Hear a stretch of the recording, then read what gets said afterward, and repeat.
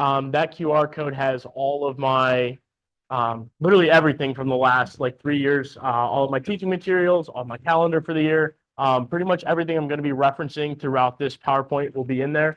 I was going to give everybody a little paper handout, but then I realized that's going to be a lot of paper wasted, so I can just put the QR code up there. It'll be happy. But welcome. Excited to be here. So this is kind of like a wrap up of our experiences here at Penn State. Kind of looking forward to student teaching. Me personally, I'll be at Manheim Central High School down in Lancaster County under Mrs. Heather Anderson, one of the best ag teachers that I could find out there, who is willing to have a student teacher this year. So I'm pretty excited about that. So let's get started with what today we're going to cover. Again, we're going to cover who do I aspire to be as a teacher, what opportunities have I engaged in since coming here to Penn State that are going to make me be a better educator, and how am I prepared to maximize my student teaching opportunity to really benefit myself as well as my students in the classroom, both in the spring and eventually later on when I have my own placement. So phase one, who do I aspire to be as a teacher? First and foremost, this is my teaching philosophy. Again, it's inside of that other QR code. This one will take you just straight to the big document. This is a kind of slimmed down version. If you know anything about me, I like to talk and I like to explain things in really big detail. My teaching philosophy statement is like 3 pages long. If you actually want to take a look at it. But kind of some big ideas from everything that I kind of cover in this. First and foremost, what do I teach? I teach because I think that education is the highest form of advocacy. The best way to promote anything is to teach people about it, right? Creating educated consumers in the world. So how do I create a supportive learning environment? I hope that my classroom is engaging and welcoming to all students. I believe that agriculture and food is a universal language, right? It doesn't just apply to us who came from an agricultural background.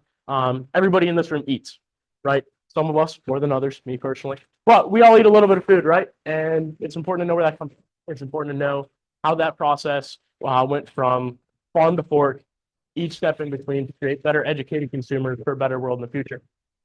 So how am I going to know when I'm teaching effectively and efficiently? Assessment. Assessment is the key to proactive judgment. It's the key to knowing that your students are actually grasping the material. I can stand here and talk at them for my 78-minute block the entire time, and if I don't ask them a single question the whole time, I don't know if they learned a single thing that I said. So at the end of the day, assessment is the key. Through each of my lessons, there is some form of formative assessment in that, and then each unit has its own summative assessment. Some of them look a little different, right? I'm not just going to give you an exam that's 78 questions long and be like, okay, tell me what you know, right? There's going to be some learning experiences in there. I'm going to make the kids go out and advocate. I'm going to make them, take some steps outside of the classroom to really look at what agriculture looks like in their lives beyond just the 4 walls that they're going to be in while I'm teaching them. And what outcomes do I want my students to achieve? I just really want to impact their lives, right? At the end of the day, it would be great if half of my kids left the classroom, went on to be, agriculturalists working on a farm or in a research lab or something of that. But at the end of the day, if they're not, that's fine. If they leave being an educated consumer and a better young person leaving into the world, I've done my job, and that's the best that I can possibly do. I kind of end a little statement there. I think every student is capable of learning and has a right to be educated. It's our role to foster their interests, develop their passions, and provide opportunities to pursue their goals. Agriculture education provides a variety of skills that aid students in all other areas of education, as well as in the. So, classroom management. This is a big deal, right? If you know anything about bad classroom management, students aren't going to learn anything if the teacher can't keep them under control. So that kind of falls into 3 different categories for me. I have little posters up here, but I'll put the bigger ones up on the screen so you guys can see it. We're going to start first and foremost with our daily protocols. First thing first, when the kids come into the classroom, they're going to do a bell ringer. I'm going to make them do little happy little notebooks, an idea that I stole from Dr. Foster back there, where each and every day they just have to have 1 page of something in there. So I know that they've engaged, right? They're going to answer the bell ringer questions, take some notes in there. I want them to engage, right? I want you to take advantage of all the opportunities that I'm providing you. Because at the end of the day, we're taking time and money and just giving you the best experience that we possibly can, right? And I hope that students are taking advantage of that. Safety probably should be number 1, but again, I want you to engage too. But safety is really important. Being able to follow all safety protocols at all times helps keep you safe and keeps me in the job. Everybody's happy. Ask questions, right? Again, if you're not responding to me, I don't know if you're learning. And I want students to take that time to ask those questions, dig a little deeper, and truly find their passions within that space, because at the end of the day, I'm here for you. And reflect. At the end of each lesson, I want students to be able to reflect on what they learned for the day. How does that apply to your life? how does that apply to where you're going in the future, what you're learning in your other classes at school, and just be able to, we look at Kolb's model in our second step, we have our concrete experience, and we got to reflect on it. Otherwise, that experience meant nothing if we don't really reflect on what it taught us. So next, classroom rules. School rules first and foremost, right? My classroom is not a safe space from the school rules. At the end of the day, I'm still part of that school. The school policies still apply within my four walls. Safety, again, I'm going to hammer it over and over and over again. We're messing with equipment that, at the end of the day could be potentially dangerous if used inappropriately and then not the right way. I want you to respect me as a teacher. You can address me as Mr. Torrey or Mr. T. That's what I'm going to tell my students. Whichever one they prefer, just to make sure that they are, staying within that line, keeping those boundaries.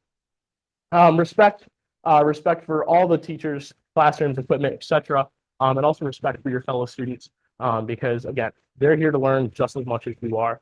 And engage. Again, I'm going to really hit on that. I want you to be able to participate and really appreciate what I'm sharing with you. So last, kind of consequences. I hate to be Mr. Mean Guy. I like to have fun. I know how I was as a student, and if I had 28 of those in my classroom, I'd go crazy. So being able to have solid consequences and really follow through with that, something that's going to be key for maintaining that classroom control. First and foremost is verbal warning, then a verbal warning and a decrease of daily grade. Third's a contact home. Fourth, we're going to remove you from the class, and we're going to contact home again. And a little note at the bottom, we don't have to go down through these steps in order, right? If something needs addressed at a higher level immediately, we're going to address it at that higher level, right? I'm not just going to give you a slap on the wrist if you decide to, I don't know, try to weld one of your friends. I don't know how you would do that, but if you're screwing around with dangerous equipment in that sense, it's not going to be, oh, come on, Johnny, we got to, get it together, right? So kind of the integration part, sweeping into how we're going to involve SAE and FFA. I'll touch a little heavier on SAE later on. First and foremost, SAEs, for those of you who don't know, are supervised agricultural experiences. That's everything that happens outside of the direct classroom instruction that you're still learning. So each and every student's going to be required to have an SAE project, and they're going to have some sort of grading system. I have yet to figure out what that is for when I go to actually teach, but at Mannheim, when I'm student teaching, it's part of a participation grade that they get at the end of the semester, making sure that their record books are up to date. FFA is another key part of the three-circle model. I'm going to talk about the three-circle model a little bit. But the three-circle model of Ag Ed is kind of the three encompassing areas that really fill up Ag Ed. We have the classroom, we have SAE, and we have FFA. You can't have one of them without the other two, otherwise it won't be effective. And you kind of have to have the three of them together to really be an effective educator and an effective agriculture education experience. So I want FFA to be a key part of what we're doing. And at each school, we have affiliation in PA. So every student that's in that classroom is a member. Now that looks a little differently depending on where you go. Some places might still charge dues. However, I believe that each student in that classroom should have the same opportunity to be part of that organization and really grow, because again, without that part of that, you're not getting that full three-circle model. So if I take just that section away, I'm preventing another student from having that opportunity. So curriculum, we were kind of asked to design an ideal curriculum over 4 years that we could really see ourselves teaching in the future. I kind of went ham. I got excited. I was like, you know what, I'm ready. If I had to come up with my own ag program tomorrow, this is what I want it to look like. So I want to have an intro to ag science rotation in 8th grade where the kids just kind of get a little bit of a taste. And then once they come into their freshman year, they can take animal science, plant science, Ag Mech 1, or a leadership class, which is kind of going to be key for all the other classes after that. From the animal science track, you get to flow into vet science, and then livestock judging and meat science. Or additionally, you can scoop into WCNR after you've taken plant science and forestry and sustainability. After that, we've got Ag Mech 1, Ag Mech 2, and Ag Mech 3 covering, different varying depths of difficulty, but also better experiences, learning more skills, that type of scoop. And then again, leadership to ag business to biotechnology and ag engineering. Now you notice at the bottom, it looks a little bit different than what you might see at a typical ag ed program. I kind of saw this being implemented around the state, especially when we're looking at more career tech ed focused side of what we do. Ag ed is still career and tech ed at the end of the day. And a lot of that comes down to placement, being able to actually go out in the workforce and implement the skills you've been learning for the last 3 years. So something I wanted to implement for my seniors who have taken the rest of the way through a course is some sort of SAE placement. If they want to have a job opportunity, go out and actually work inside the workforce, I want to provide them that opportunity through some sort of work release program Or if they just want to further their skills in the classroom, I want to provide them an SAE, independent research time, where they can really dive into one of their passions, through their course that they went through, to really be able to look at what interests me in this space and how can I facilitate that for them as a teacher. So our ag mechanics integration plan, this is something that we had to do for our 350 class. So first and foremost, we had to do some sort of SketchUp drawing of like an ideal facility. Again, I kind of went crazy. This would be ridiculously expensive, and I don't know if I could ever implement this as a teacher, but this is kind of an animal science lab that I see for myself in the future would be super cool to have. On the right side down there, we have two different classroom spaces, one that's more lab focused. Again, those tables, they're going to be sanitary for doing vet science, doing meat copies, whatever that looks like, being able to do the hands-on nitty gritty and have a space you can clean up. And then we have the regular classroom just above it there where the kids will do their regular teaching. And then on the other side there, we have an animal science lab. Now, notice there's not a wall there, just so you guys can be able to see in, but we got some small animal pens down here at the bottom, some food storage, some storage over there, some quarantine pens, an outdoor facility, and a little small indoor facility here. I wanted to be able to provide the students the experience of what it would look like the whole way through that process. So that way, if they were to go out into a placement, they'd be able to look at that. And I sit a little closer in view of what one of those little classrooms would look like, because that's what I would be teaching out of each and every day. So along with that, in the ag mechanics lab integration plan, we had to create a small $15 project. And so with some help from my dad, I made some snowshoes out of ag mech facilities stuff. So this is some conduit and just some steel cable, something that the kids can get creative with. Like this weave pattern is not set in stone. They can go and create their own weave pattern, whatever that looks like, whatever interests them, how complicated they want to get with it. Again, creativity inside the project. But there's different implementations you could do with this. This is just the one that we went with. Probably should have saved some material to do a practice run first. Again, this is not perfect, but at the end of the day, I thought this would be something cool that my students could do. Something that, if they use it, sweet. If not, and they just, maybe becomes a decoration in the room, but they throw it away. At the end of the day, I wanted them to learn the experience of actually, fabricating something. So this came out to just around $17, all said and done. Now, given the conduit and stuff, you can just use scrap pipe. At the end of the day, you don't have to go out and buy new conduit. You can use scrap pipe, scrap steel, whatever that looks like. To be able to create that outside frame, you could use wood. And then the steel cable's cheap, right? You can buy a 100-foot roll for like $9. And between the pair, I think it took about 15 feet per shoe, so 30 feet. So you can get 3 projects out of 100 foot. So it's like $3 a kid. And then this little crampon part's actually the most expensive part. $7-8. And just like that, you've got a project for your kids to do. It's cheap. It's fun. I enjoyed making it. Got a little cold trying to work out in the shop without any kind of heating, but it was a good time. And I hope that, I can bring experiences like that to my students in the future. So community focus. This is kind of something that we had to tie in, right? You can't have ag ed without focusing on your community a little bit. So I brought in the advisory committee side of stuff. LAC and OAC placements at Mannheim are really focused on the community, as were they at my home high school. I actually got to serve on my home program's occupational advisory committee, which is really cool. It's been a great experience. It's really hurt my mind a lot of days trying to keep track of all the moving parts of a program that don't really make sense to me and they need really polished up. But that's something that I hope to implement the community in. And then service. I think community service is key for any class, especially ag, because again, when you're looking at those degree programs for the FFA stuff, you have to have community service hours. What better way to do that than to implement it right into the classroom? So I hope to encourage some sort of servant leader mindset through being able to provide that opportunity in the class for those students to actually be able to work on. So phase 2, what experiential learning opportunities have I engaged in to become a better agricultural educator? So my ag ed journey, I come from a fairly traditional background. I grew up on this dairy farm right here in Potter County. There's another little happy picture of it there. I showed a little bit of animals like twice, but that was really cool for me. I enjoyed it. This is like little baby Ben with a goat. I don't like goats. I'll be blunt with you there. If you come to me and you think that market goats are the best market animal, we're done with the conversation right there. I think they're, at the end of the day, if that's you, that's you. Me, personally, beef's better, beef's cooler. But I grew up on a dairy farm, went through an ag ed program, eventually went and did Pennsylvania FFA state office. Got some of my teammates in the room here today, which is super cool. Had some great experience getting to meet congressmen, getting to speak at farm show, and just really engage with the agricultural world around me beyond just my little hometown, which was super cool. And then I ended up here. You know, Penn State Ag Ed, woohoo.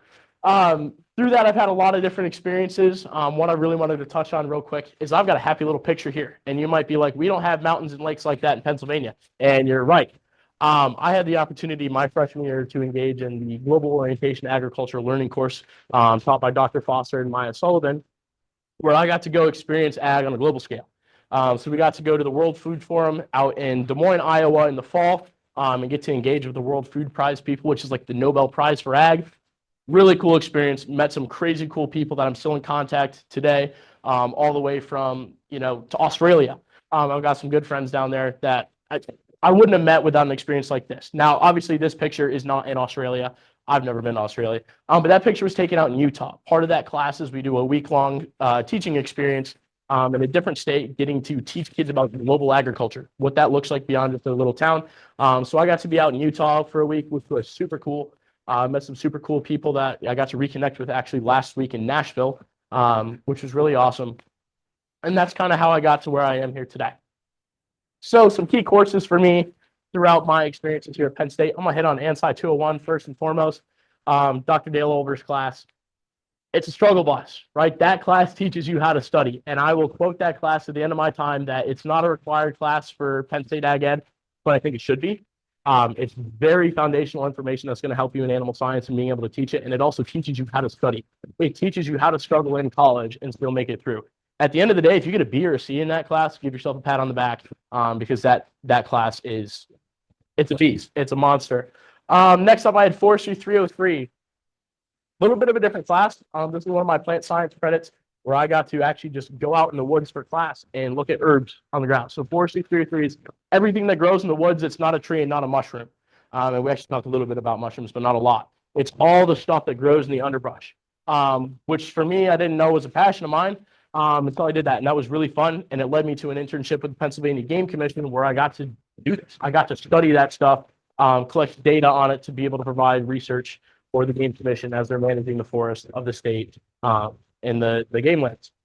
Ed Psych 14. One of my first classes I had at Penn State related directly to education. I, always thought that I knew what it was like to be a teacher because my mom's a teacher, right? And I went through school. We all went through school. I thought I knew everything about being a teacher. I took that class and quickly found out that I knew nothing about being a teacher. But it was super cool to kind of learn that at a very foundational level of learning how people learn, right? That's not something I ever thought of, like, teachers, they just go and they talk, right? No, they actually have to understand how people learn to be able to convey that information to you. And that ties directly into AE 412, which is one of our senior classes where we actually learn lesson planning and unit planning and implementing the strategies that we've learned to actually be able to teach these students about agriculture. So some supporting skills that I acquired along the way. Some certifications that we did. We all had the opportunity to do the NSTMOP. I think it should just be called the NSTOMP because NSTMOP is a mouthful. But that's a state tractor and machinery operations thing where we actually get certified to be able to teach people how to safely operate agricultural equipment. I also got my BQA certification. Now, I did this back in high school, back in like 2019, which is crazy. I think was over half a decade ago. So I went and renewed it this year to kind of learn about, okay, what have I lost along the way? And what can I actually share with my students again in the future? And then when I was in high school, I actually had the opportunity to take the Ag General NOCTI, which is what we're going to be proctoring for our students in the future, right? The students have to take the NOCTI as the end of course assessment if they're completer of the program. So what better way of knowing how to present that than actually having done it yourself? So some awards and recognitions along the way. I worked my way up through the FFA all the way to getting my American degree. I've also been part of Penn State's Dean's List since my very first fall semester all the way up and through now, and I am on track to get that again this semester, which is something I'm super proud of. If you know anything about me, I hate doing schoolwork. I don't like studying. And I'm a little bit of a perfectionist to the point where I just give up on something because I know I can't do it perfectly. So I'm just going to set it aside for later, and then all of a sudden later comes around, and it's time to get that thing done, and I don't want to do it. So being able to actually have that is something that, really meant a lot to me. And accreditations, the Society for Agriculture Education Parliamentarians, I actually passed my accreditation exam this morning. Dr. Foster teaches that class. If you haven't taken it, it's a good time. It actually is. He tells us to market the class, but I really want to. I think that it's important skills that if you just know how to run a meeting for people life just goes so much more smoothly, right? Nobody likes sitting at a meeting for 8 hours and nothing gets done. So being actually able to take that class and get accredited in that was something that was super cool. I threw that on there last minute because I literally passed that exam this morning at about 10:30. So that was something that I was happy to put on there. So professional development. Some of the professional development opportunities that I've been able to experience is PAAE. We went to the summer conference back in, I think it was June or July, and got to see what the Pennsylvania Ag Educator brains do over the summer to collaborate with one another to do professional development, to, you know, kind of talk about what the future of Ag Ed in Pennsylvania looks like. And then to take that to the next level, we went to NAAE, which is the National Association of Ag Educators, which is teachers from all over the country, literally all the states, just boom, there. Ag educator leaders, all in one space. Super cool. A lot of professional development. We were there for 6 days last week, flew in on Sunday, flew out on Friday, and the 5 days in between, it was just professional development city. I learned a lot. Found out that I don't know a lot. Again, that's the best part about learning, is learning what you don't know, so that way you can learn it. And that was something super cool. Got to connect with some friends that I haven't seen in literally years, because they live on the other side of the country, and I can't just, you know, hop on a plane and, you know, fly to Utah, right? So that was something that was super cool. Ag squared. I couldn't figure out how to make the little 2 go up top. I should know. I'm a computer guy. I should know how to do that, but I couldn't figure it out in Canva. But that's Ag squared, which is an inquiry-based institute where we learn inquiry learning, how to present inquiry-based learning to our students. Which, for those who don't know what inquiry-based learning is, it's learning with a question behind it.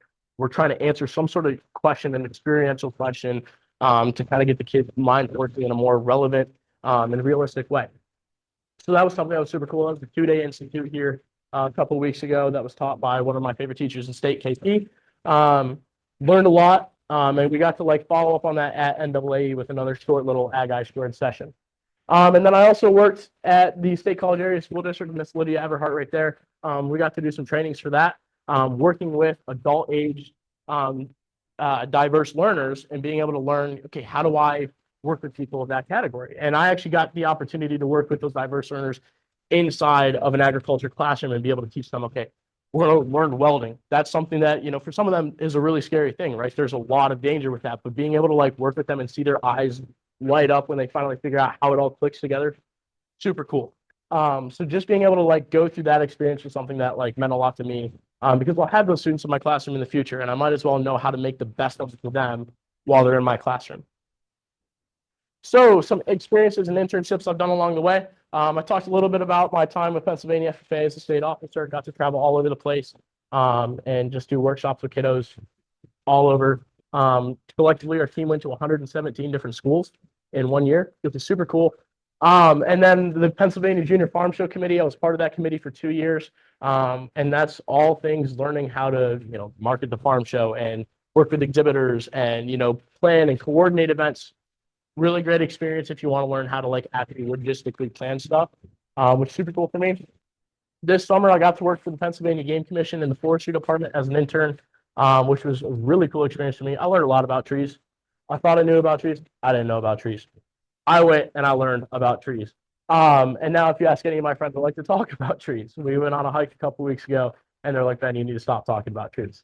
And again, I also got to work at State College Area School District as a job coach, working with those kiddos, which was a really great foundational experience for me. And I'm excited to be able to share that information in my classroom in the future. So some multicultural experience that I've had. Again, I talked about the goals program. And then we also had Maya Sullivan come in to our class and teach us the diversity wheel and get to learn more about ourselves, right? And figure out how we all each connect with the world around us differently and see things through a different lens, which was something that was super cool. So lastly, phase 3, how am I prepared to maximize my student teaching internship opportunity? Now, this is going to be a bunch of really complex pictures that probably aren't going to make a lot of sense to you guys until I explain it. So when you look at it, don't, you know, go all cross-eyed and freak out when you're trying to understand what's going on there. So again, here's a QR code. It's all under that first QR code that was already there. This is my master calendar for student teaching. It looks really complicated, but this is broken up day by day, class by class, exactly what I'm going to be teaching. So this has all of my lesson plans punched in through the first couple weeks of the year. All the stuff that I had to have prepped. It's got in there, you know, different days that they don't have school or where we're back here at Penn State doing different stuff. So it looks a little bit empty right now, but the next slide is going to show you why it looks a little bit empty. So this is my student teaching contract. This is everything I'm going to be teaching while I'm out there. So where that looked blank before, this is literally all the stuff I'm going to be teaching. This is week by week, unit by unit, class by class. What am I actually going to be sharing with these students once I go out there in the spring? And then my organization system, I was actually really happy with this. For those of you who don't know, I'm a disorganized person. One of my things this year is I wanted to figure out how to be organized. So I went through and I color coded and I sorted and I broke it down even further so that if you open up that drive link, you saw there's folders in there and there's folders inside of the folders inside of the folders. So I can kind of keep my mind straight, because when you just have 7,000 Google Docs everywhere with lesson plans on them, you kind of get lost. And then again, this is just an example of what a lesson plan would look like for me. It's about 3 pages. Some of them are a little longer. Some of them are a little shorter. Just depends on the content that I'm teaching and how involved it really is. And then this is an example unit plan down here at the bottom that kind of breaks down my organizational system for that as well. So kind of a little bit of reflection. We talked about that earlier, but I got to reflect on what are some of my strengths, what are some of my goals going into teaching. I feel like I do a great job building connections with people. I love meeting new people. It's something that's really fun for me. If you know anything about me, I could go and talk to a brick wall and figure out how their day's going, right? So being able to just build those connections and network with people, something that's, I feel like, a strength for me. I'm excited to bring that to my classroom. I feel like I do a great job of rerouting students as needed, knowing how I was in high school. I know to, fight that at the bit and really get ahead of that before it becomes a problem. So I feel like I do a great job of recognizing when those students need rerouted. And really engaging and follow through. I'm not afraid to implement those consequences. I don't want to have to, but I feel like I'm good at, putting the foot down and being like, hey, guys, let's, go back to it. And some different areas that I feel like I bring some knowledge in is ag mechanics. I really enjoyed taking the 349 to 350 classes with Dr. Ewing and really being able to think, how do I actually teach that to kids? I know the material, but how do I teach that? Animal science and leadership are 2 other areas that I feel like I can really bring a strength. So if you notice, if you look back a couple slides ago, I'm not teaching those classes. When I go into student teaching, I wanted to look at it, what can I learn? Where can I fail and still have a support system there so that way I know better for the future? So I'll actually be teaching food science, vet science, and an intro to ag class. I don't know anything about vet science. I took vet science for 2 years when I was in high school. I remember maybe 3 things of, hey, don't blow up the orange when you're giving it an injection by, putting the massive syringe in it. I remember that. So being able to actually learn the vet science stuff and be able to share that with the students is something that I'm happy to learn about too. Food science, again, I don't know anything about food science, and I'm excited to be able to share that with my students. I'm not going to share, hey guys, I don't know what I'm doing here, but I'm excited to share, hey, I'm learning with you guys, and it's going to be a good time.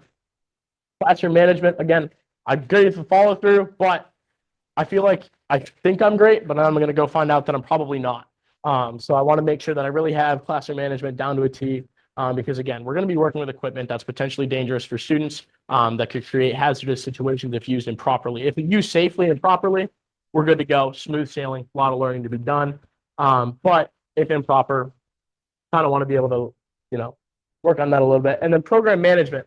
I've been on the receiving end of a quality FFA program, being able to see what that looks like and being able to run that. I want to know what it looks like to actually be, behind the wheel a little bit, trying to drive that. Now, I have the idea that FFA chapters should be student driven. I shouldn't have to be the only one behind the wheel. But, I still got to make sure that there's gas in the tank for those kids to be able to go somewhere. So just being able to focus on the program management side of stuff, something that I'm looking forward to learning more about.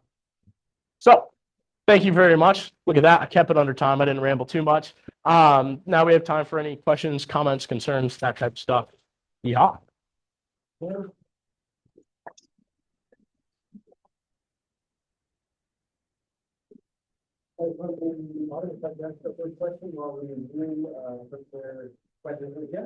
Yeah, Jeremy, what you got? Yeah, so under your idea program, you have a schedule, 4 classes, the 9 weeks, really good.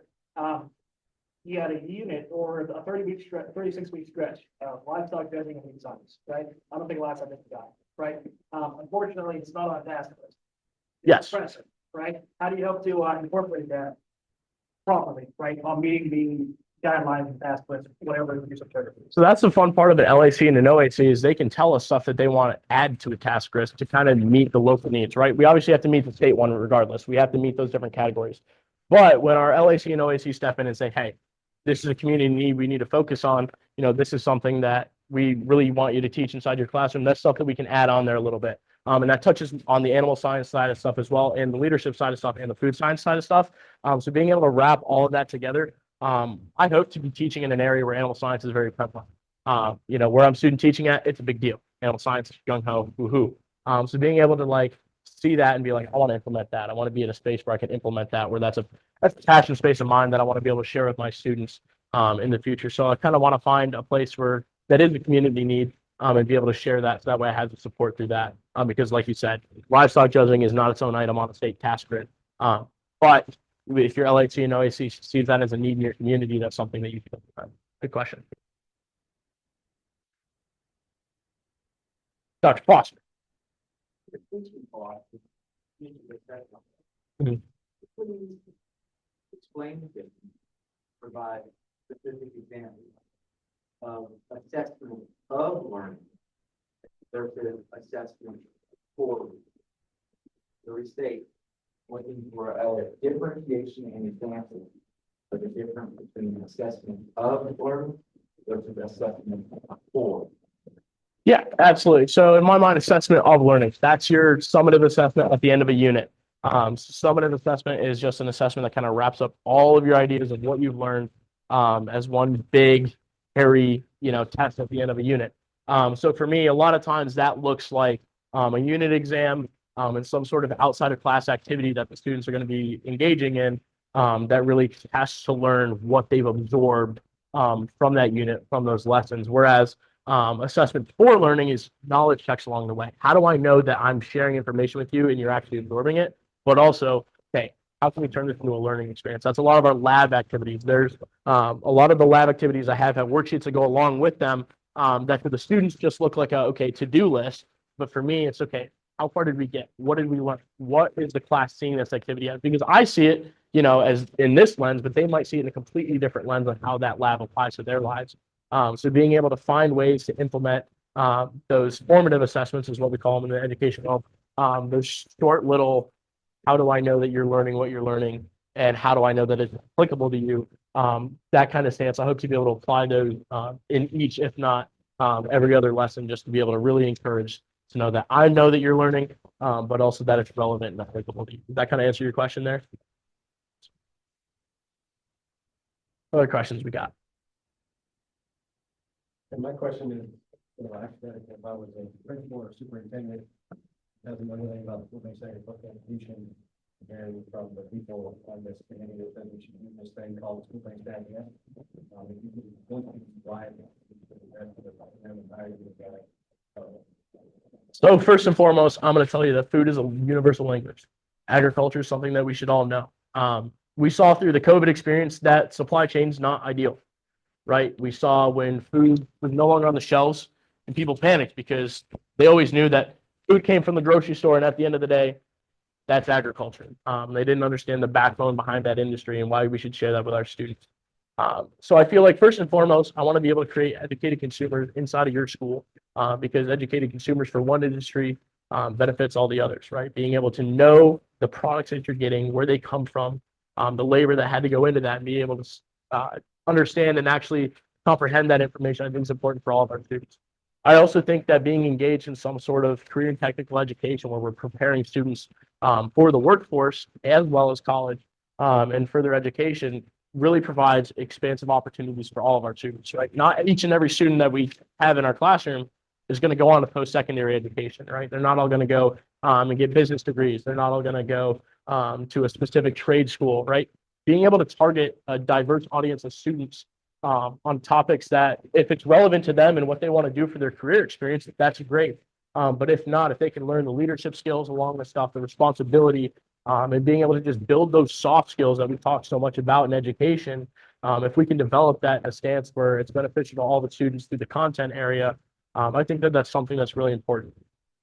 As to where my role fits in that, I'm excited to learn, right? So being able to spend more time in a classroom, being able to learn from your students would be a great experience for me, right?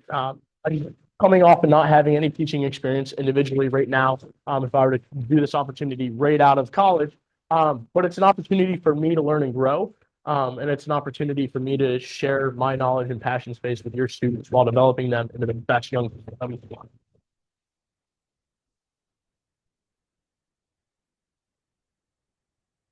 Yeah. So what are some of your ideas to get students involved of taking over all opportunities that ag education kind of has to offer them across the circle model? So encouraging students of getting involved in making a really good SAE project and getting super involved in that, or competing in CDEs and LDEs. Do you have any ideas of how you want to encourage that growth in your students? I'm gonna hit you with first and foremost is marketing. So for one of our classes, we had the opportunity to make some marketing videos, not only for our student teaching ag program, but also for FFA and ag ed as a whole. And on top of that, last week while I was in Nashville, I had the opportunity to sit down at a roundtable discussion with Mr. Cade Fisk. If you don't know, he's the TikTok ag teacher guy that comes up on your feed all the time, and really just get to pick his brain on what marketing for an ag ed program looks like. Because at the end of the day, I'm selling you an opportunity when I'm marketing to you. I'm not selling you a, hey, come to this classroom so that way my job is retained and I can have, a salary at the end of the day. I'm selling you an opportunity to grow and learn. And the best way that you can do that is to take advantage of each of the opportunities that I put in front of you. So again, going back to having each student have an SAE project. And if they can't do that at home, finding ways to implement school-based enterprise, so that students who, don't have a 50-acre backyard, can be able to engage in agriculture in the school and still have an independent research experience there.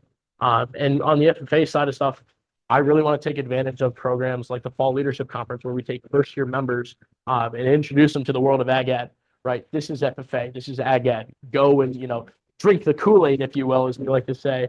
But really get to share that industry with them, starting right there their freshman year, or even in middle school, to really just show them the doors that can open. I also want to take the time in those classes to bring in, our chapter officers, to bring in community members, to bring in, the state officers, the state officer business, so these kids can see the opportunities, and the doors that can be open for them if they just, put their foot forward and actually walk through that. What else? Yeah. A lot of, you talked about community and a lot with OACs and technical programs. What happens if you get into a ag ed position and they are not a approved CTE program for the state? They don't already have an established OAC. Do you have a plan to still try to connect with your community and make sure that you are keeping things that your community is so important to your community, even though it might not be a part of your approved program curriculum? Yeah, absolutely. I think that regardless of whether you're approved or not, whether your funding comes from Perkins or if you follow a zip code or if you just follow AFNR standards, advisory committees are the key of what you do, right? If there's not a community need for your program, then you probably shouldn't be there. But there should be a community need for ag ed in each and every community that we go into. So I think that advisory committees, regardless of whether it's labeled as an LAC or an OAC, or it's just, a group of people that you bounce ideas off of, at the end of the day, you need to have a core group of people who understands the industry in your area to really be able to bounce ideas off of. So we had the opportunity, Mr. John Seaman back there actually came into our class and talked about that.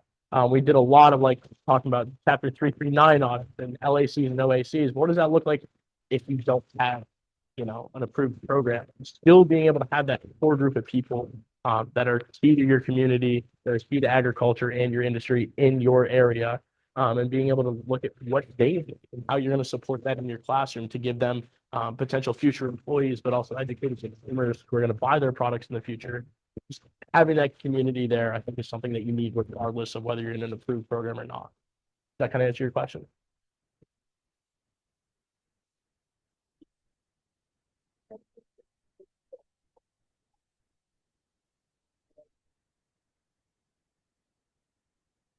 I think the best thing that could come from student teaching is for me to learn a lot. And if I know that I'm learning, then I know that my students are learning at the end of the day for me. So being able to really know that I gained something from it, I think I'm going to 100%. I know that there's going to be learning spots along the way. But to be able to bypass some of those growing pains prior to going into the class and have a little bit of experience in that, I think is something that can be really great to be gained from student teaching. And that I know that, at the end of the day, I might not be the best teacher that those students have ever had or will have that year, because I'm not teaching, every single class. There's units that Mrs. Anderson's still teaching. But at the end of the day, if I can build a relationship with those students and they learn a thing or two and I learn a thing or two, we're golden, right? That's what we're here for. It's an experience.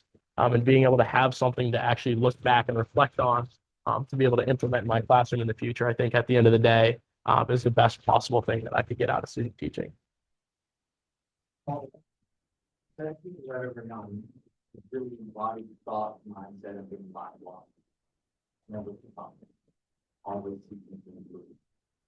And you set a goal there, that said, vet science. I'd like for you to expound on, right, find that to goal. Action, what you want to do to be able to improve that science. What do you think? First and foremost, professional development in the space of, yep, that would be the very first thing that I would want to engage in. Being able to find people who know what they're talking about to teach me. Another thing that I would want to do is bring in industry professionals into my classroom for spaces where I know I might not be the strongest, but I still want the students to have that information. That was something that when I came to my ag ed program, whenever there was an area where our ag teacher might not have been as confident as possible, they brought in the people who were to be able to really hammer down that knowledge with us and still at the end of the day provide those students with a learning experience, right? Because I could stand up here and I could, tell the kids whatever comes to my mind and what I think should be about that science. But at the end of the day, if I don't know that content area, there's somebody out there who does. So I think that's like the biggest two things for me is going and learning the material, finding support programs like the Cornell Vet Science curriculum, where I can implement that into my classroom. That's actually, I'm going to be utilizing quite a bit of that in the spring because again, I don't know it yet. So being able to read through that and read through the notes that they have in there for like first time teachers, this is the content, right? Because you got to know it to be able to teach it. So that's the first thing and foremost is go out and learn the material. And for the stuff that I don't know, bring in the people who do and learn from them as well while they're in that classroom. Because if I'm bringing them in, they're not just there for the student, but they're there for me as well. So that way I can learn that material so I can share it with the students in the future and be able to have that knowledge instead of having to bring somebody in. Yeah.